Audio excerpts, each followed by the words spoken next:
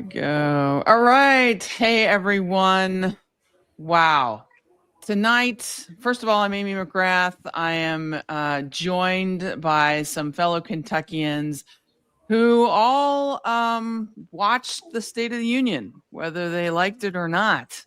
It's still going on at this time, but I really felt like whatever we were going to hear of substance from America's leader would come in the first hour. And so we're here live with you all tonight.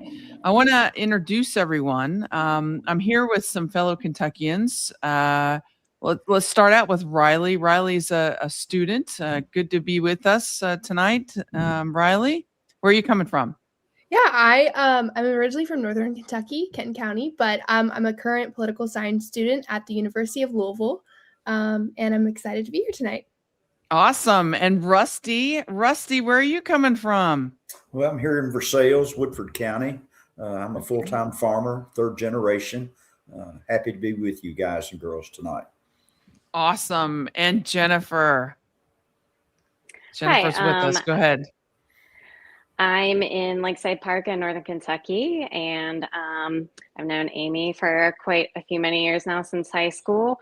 I am a single mom of twin teenage boys, and I work in oncology research. So this healthcare element is very important to me. Yeah, we'll talk about that tonight. I mean, so you all watched, you don't have to admit it if you don't want to, but I tried to watch from the start of the State of the Union and all the way up until this point.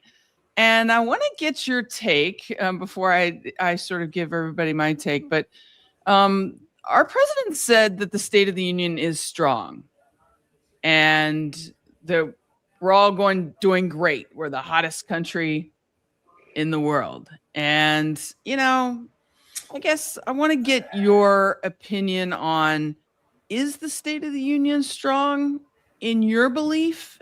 And if you could describe the speech in one word, what would it be? Rusty, I want to start with you. Honestly, I was ashamed of what I heard.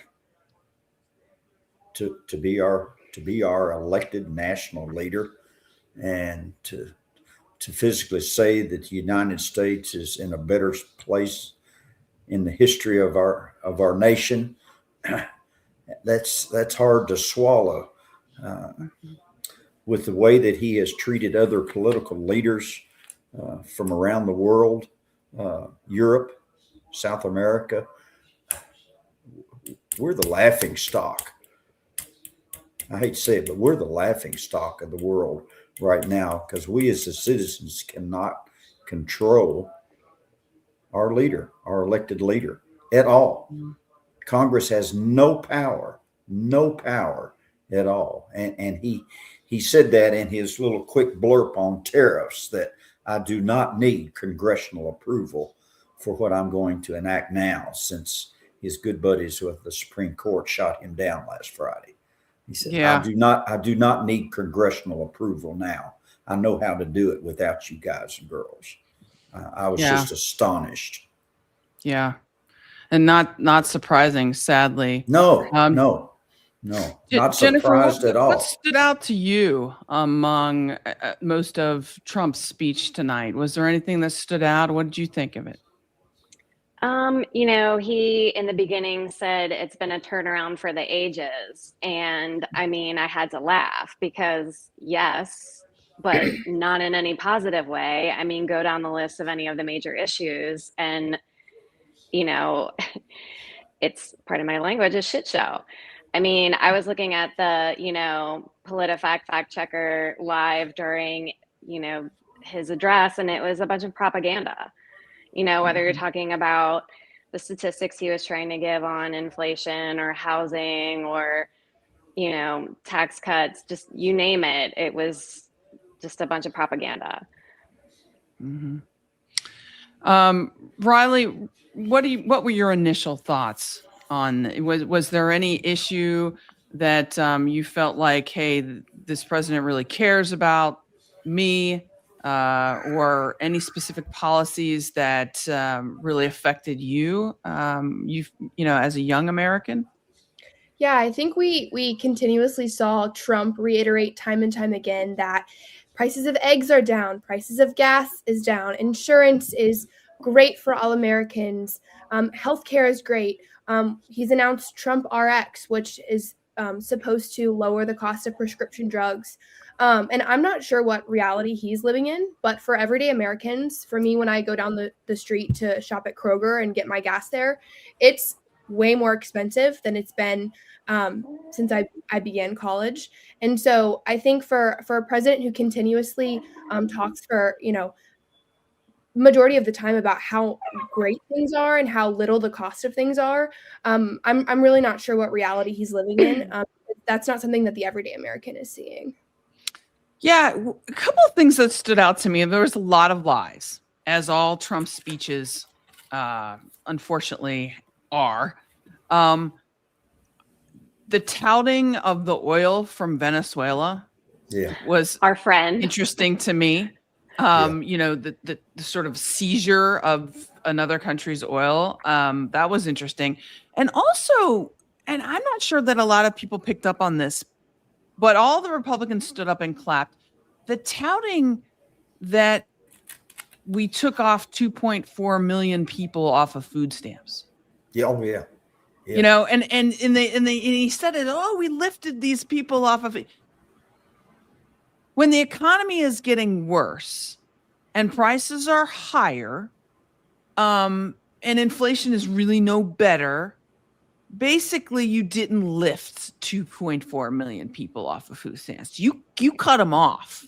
Mm-hmm. And I thought it was really interesting to watch all the Republicans stand up and clap for that. That to me was the spot that I was like, okay, now I feel a little bit ashamed here, But I want to ask you, Jennifer, I want to go back to you.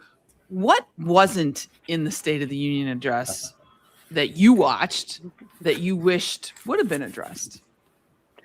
Well, he tried to discuss healthcare, but again, it's just concepts of a plan. There's no there. And, not only have I seen cuts in the healthcare industry as far as, I work in oncology research. There have been drastic cuts to every kind of clinical research. I'm feeling job insecurity because across my industry, they've had to make cuts because of what Trump did. And, like many other Americans, my children's healthcare is tied to my employer. And so with all the job instability in this country, that's not being talked about. How many people are fearful of losing their healthcare benefits? And prescription drug prices, he can tout his new plan. But I mean, if you look at the research into it, it actually doesn't give people options for generic, or biosimilars. And oftentimes it's actually increasing people's prices for drugs. So again, there's a lot of talk without any substance. Yeah, I'm not buying the Trump RX thing either. The uninsured population in America has gone up, and it's going to continue to go up under his plan, or what the Republicans did last year, by 11 million people by 2034 will be uninsured, thanks to this plan that they all stood up and clapped for. And, Donald Trump's great healthcare plan that he talks about, giving money back to the people and sort of a slap in the face to private insurers. It's basically, my understanding is it's $2,000 toward healthcare. For a lot of people that I've met, that's nothing. If you're cutting their insurance and they have chronic health issues, that ain't going to go far. No. So I don't know. I want to go to you, Randy. I want to talk to you a little bit about the tariffs, because Donald Trump said tariffs are saving the country. Yeah. And tariffs are paid for by foreign countries. By the foreign countries. And then he said eventually they will replace the income tax. I mean, how stupid do you think he thinks we are? I'm not sure, Amy. The no tax increases is what he said. No tax increases for myself or you or Riley or Jennifer, but we're all paying an added tax on these tariffs. Even though the Supreme Court shot him down on Friday, he's going to implement 15% across the board around the world. Well, we're going to pay that. You talk about a tax increase, I don't know. I would like to jump back to that topic, Amy, on when he talked about taking 2.5 million people off of food stamps. Yeah. You came out to my farm here back in the fall, and our local food bank here in Woodford County is just a half mile right up the road there at our county park. And our food bank is busting at the seams. There's so many people in line for 5, 6, 7 hours that wasn't in those lines a year and a half ago. Lost jobs, no health insurance, just trying to get themselves fed, much less their kids. The dollars taken away from our school lunch programs. It's tough.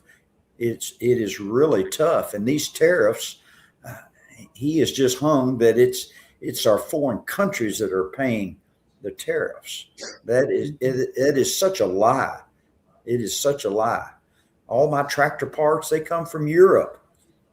So I'm paying an extra cost on tariffs to get my tractor fixed so I can feed that guy who tore down part of my White House. It's just not right. It's just not right. He is not living in the world that the four of us are living in today. No, and when he says that prices are down, Kentucky costs for the average Kentuckian have gone up $1,500 per household last year. Yeah. When he says prices are plummeting down, it's just a flat out lie.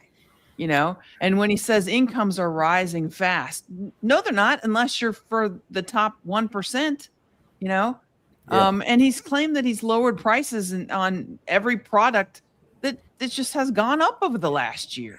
Well, let me give you a little agricultural fact here. He brought down the price of eggs. He doesn't understand the price of eggs was high because of the influenza that went through the chicken flock that killed all the laying hens. The reason prices are going back down, the flock inventory has gone back up, so you have a larger supply of eggs. He can't take accomplishments for that. Those are the farmers that are doing their diligence every day to take care of these folks and feed this nation.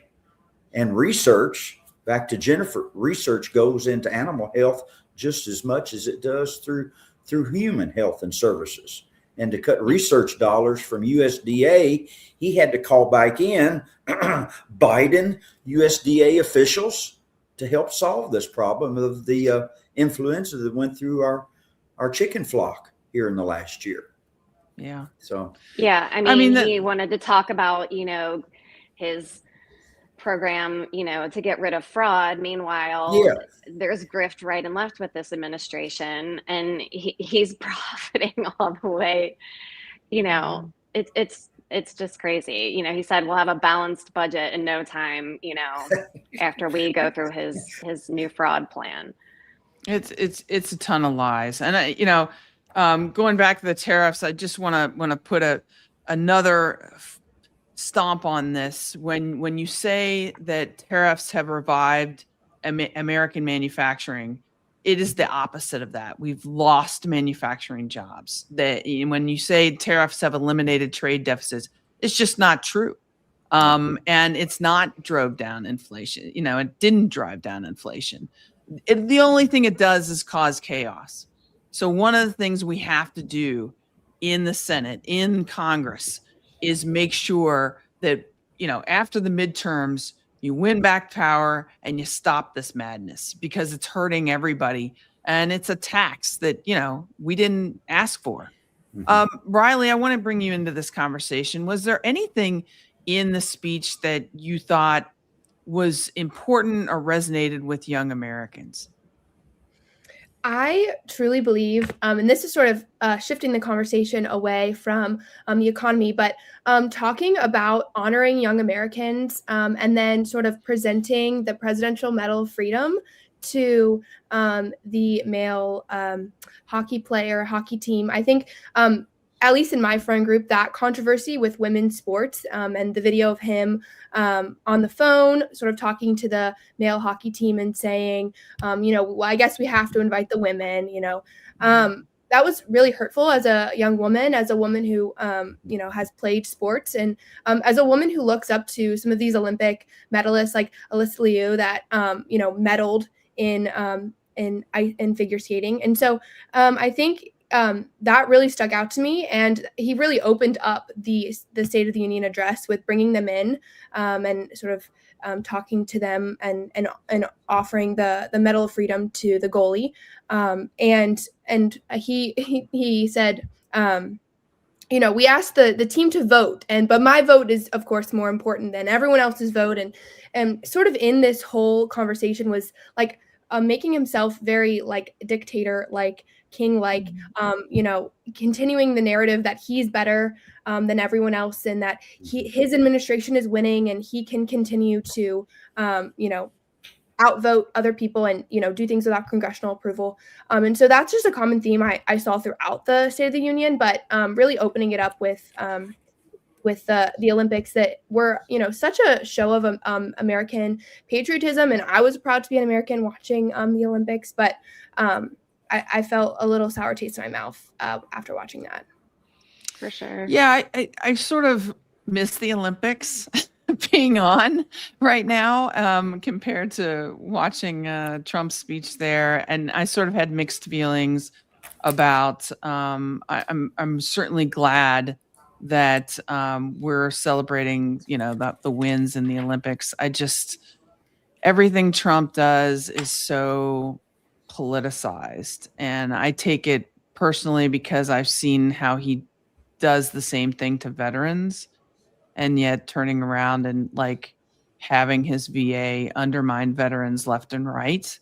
And so it sort of hits me sometimes the wrong way there. But do you think, Riley, your generation is actually being heard in national politics right now? I absolutely do not. I think it's young people. Not only are they not running in elections, but they're not engaging, they're not voting because they feel like they're not being heard and respected.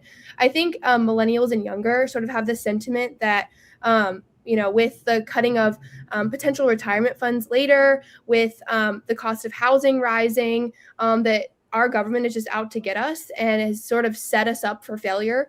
The job market is really awful right now. I know I have some friends trying to get jobs when they graduate, and it doesn't matter what GPA you have or where you come out of college. It's so difficult for anyone to get a job, to keep that job, and to find a place to live and to pay for groceries.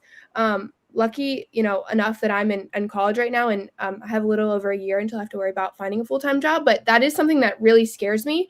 And I really would love to see more young people running in races and more young people getting out there and voting when it comes to our midterms. That is something that I know a lot of young people want to see, and see their voices amplified in politics. And so I really don't feel that I personally am represented in Kentucky state politics or on the national level. Yeah. Jennifer, did you have any reaction to when the president talked about this money for having children in our country? I guess it was given by some multi-billionaire who gave a bunch of money, and now it's like an account for all kids in our. Did you listen to that? That was one of the TrumpAccounts.com or things something is what he wants to push. Yeah, I mean, again, I just think he's throwing things at the wall to see what will stick. That was one of the things that I had to Google, and fact check during this. Like, what is this? Where is this coming from? And I feel like it's, holding one hand out while like pulling things away with a big fist on the other hand. So yeah, I don't have any faith that he's really looking out for families. I'm glad like Riley brought up what young people are facing graduating from college and the job market. My 15-year-old boys already taking on that like burden of worrying about how we're going to pay for college. And, when I'm talking to moms with kids who are currently in college, around Riley's age or younger, they've even shifted majors based on what they're seeing in the job market and, the friends that were in those majors that they wanted to pursue, that they were passionate about, having such trouble finding a job. And, I just think we're losing talent in fields, that people were passionate about because they feel there aren't the jobs there. Yeah. Rusty, I'll ask you two questions and you can answer both or take on Sure. one or the other. The first one is, was there anything in the speech that you would have, minus the standard, I'm always going to clap for the USA hockey and, that kind of stuff. Was there anything in the speech that you would have stood up and clapped for? Okay. And then two, was there anything there that you felt like was specific to farmers and people that, in Kentucky that deal in your line of work? There wasn't a thing specific to agriculture or farmers. Not a thing. Not a thing. There was literally nothing for the state of Kentucky. These tariffs have killed the bourbon industry, export market here in Kentucky. Jim Beam, just right down the road between here and Louisville, they're going to shut down for a year. They're one of the top 5 bourbon producers in the world. Mm-hmm. They're sitting on barrels and barrels and barrels of bourbon that we can't sell overseas because he has broken ties and ruined the marketing advantages and friendships that we had with the Canadians, with all the European Union, the cruise ships around the bourbon. It's just not out there. And again, I told you back in the fall, it took 30 years to develop a marketing plan to sell soybeans to China. And he blew that up in 3 days. Yeah. And that's not coming back, Amy. It's not coming back. Yeah. They agreed to buy 1.5% of what they traditionally buy. 1.5%. Yeah. So a lot of bluster and a lot of lies. Yeah. What do they call it? The bridge payment. This is the USDA term, if he can come up with the money. But there was going to be a bridge payment to farmers, $2,000. And so supposedly that was going to come from the tariffs that the Supreme Court chopped down on Friday. But, I call it the bribery check. That's all it was, a bribery check. And I don't see it materializing. I really don't. But there was so much of what he talks about, just at the very beginning when he mentioned, I don't know what the figure was, $8 trillion or whatever in commitments to investments in the country. 18 Everybody trillion. needs to know that that's total bullshit.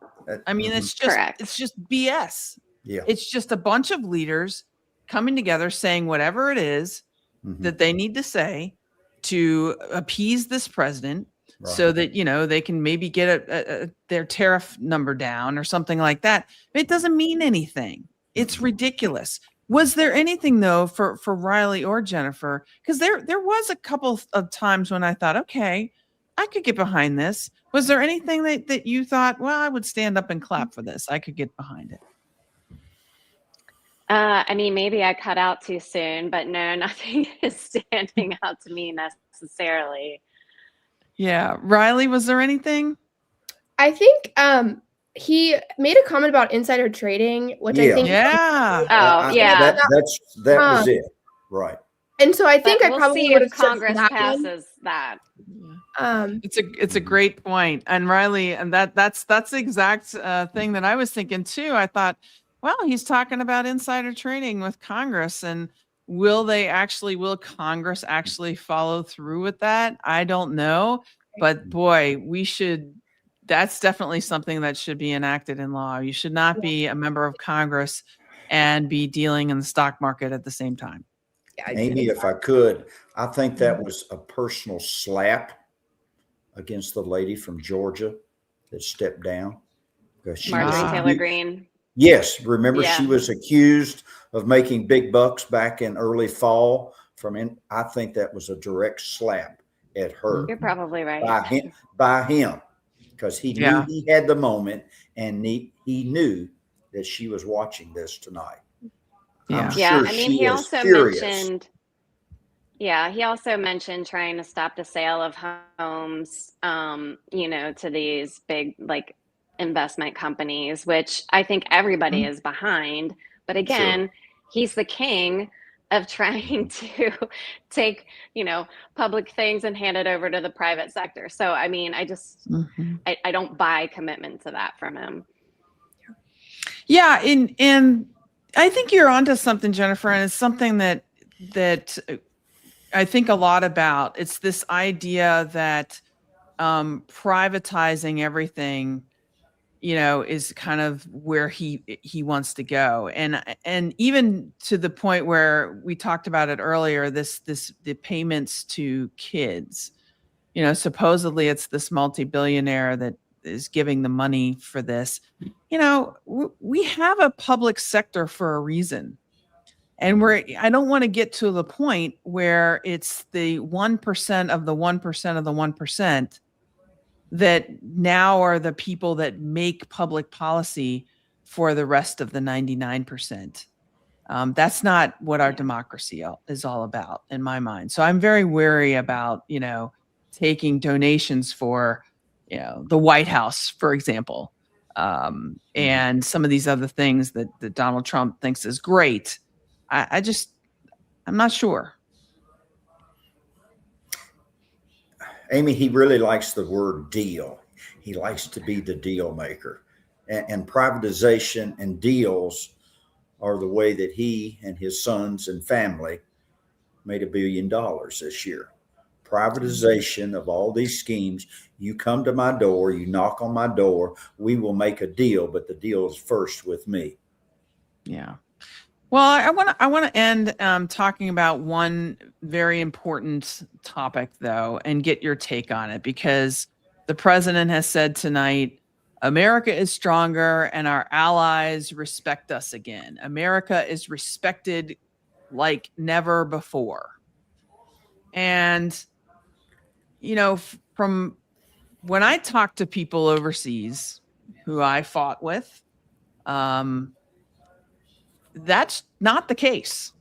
It's just not true. The president has repeatedly insulted our closest allies, picked unnecessary fights with our longtime partners, walked away from commitments around the world. And I don't think we're as respected, but I want to get your take on some of this. Riley, I'll start with you. Yeah, I think what immediately came to mind is his conversation about Venezuela, when he was saying that Venezuela just handed over this oil to us. And I'm thinking, no, we went in and we took it. We went in, we took their leader, and we took it. And so I think maybe in Trump's mind, or in his messed up world that he's living in, that maybe he feels like it was a gift. But we took it. This is an act of force that we took this oil. And I think that doesn't make us respected many international peace organizations have criticized Trump and his efforts in Venezuela and all over the world. And so I think that was my immediate reaction when talking about being respected around the world. And I just can't say that's true. Yeah. Yeah, you I think, mean, you Jennifer? have NATO members that are basically, coalescing together to discuss how to, circumvent the US in a lot of ways if necessary. I mean, they're making contingency plans based on our crazy president and what he may or may not do in retribution to their countries. I mean, this is unprecedented. and I have international colleagues, and just like you, Amy, I mean, the talk from them is pity, fear, surprise, disgust. Yeah, and a lot of times the laughing stock. I mean, yeah, we've Yeah. fallen so far. Again, turn around for the ages. We've fallen so far in such a short amount of time. Yeah. Rusty, Uh, last words. our president cannot be trusted. Foreign leaders do not trust him one iota. Yeah. Respect is earned, it's not given. He has not earned anything. He's the big bully on the corner of the block, a spoiled, racist bigot. Mm-hmm. And to have him as our face in the world, no. We as a nation, our foreign intelligence, they don't trust us anymore. Yeah. They don't trust us. And that's a shame. And that was lost overnight, Amy. Overnight. Yeah. Overnight. NATO, Greenland, Cuba, Venezuela. Mm-hmm. Now we have 2 carrier groups in the Persian Gulf, and the Pacific coast has no aircraft carriers in the Pacific Ocean. Yeah. Taiwan is a sitting duck right now if China wanted it. Yeah. It's, I think the State of the Union in the international stage, the state of our union right now, folks, is that we are more isolated and we are weaker than we have been in the last 80 years right now.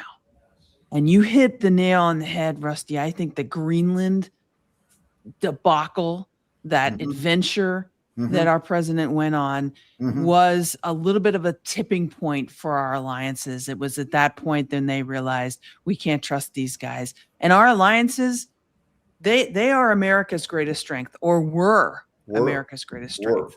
And that was the thing that set us apart from adversaries like China and Russia. Yeah. And, Trump has undermined that advantage. And that is why we are weaker almost than we have ever been on the international stage.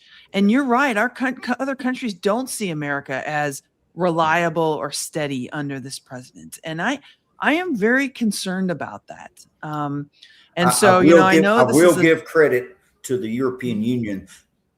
They met him at the 50-yard line and they called his bluff on Greenland. They were willing, what little military assets they had, they were willing to put them in there if they needed to be. And he backed down. The bully backed off of Greenland, I think. I really do. Yeah. But NATO, he set up that group last week, some kind of worldwide peace committee. I can't remember it. Maybe Riley or Jennifer saw that little clip on the news, but he's wanting to replace NATO with his piece of the world. That's all that is. Yeah. Yeah. Well, unfortunately, we don't have the greatest state of our union right now, but I thought it was really important that people hear from you all. We're all just Americans trying to make it through every day, trying to make our country better. And when I watch the State of the Union and I see these, North Korea type Republicans standing up and clapping for stuff that we just know is not true, it does make me pause. And I'm glad that you all didn't sort of put your head in the sand, that you watched it and that you're engaged in what's going on and are willing to speak out, are willing to speak the truth right now to your experience and what's going on, because I think it's such a unique time in our country where we have to stand up. So I appreciate you being on the show with me tonight and saying, your experience and your reaction to our president's once a year, thankfully. My son, when I put him to bed tonight, said, "How many times does he do this?" I said, "Once a year. That's all we got to do." So I thank you all, and I hope you have a great night. This has been Truth in the Barrel. State of the Union edition. Thanks, everyone. Thank you, Amy. Thank you. All Good right. luck.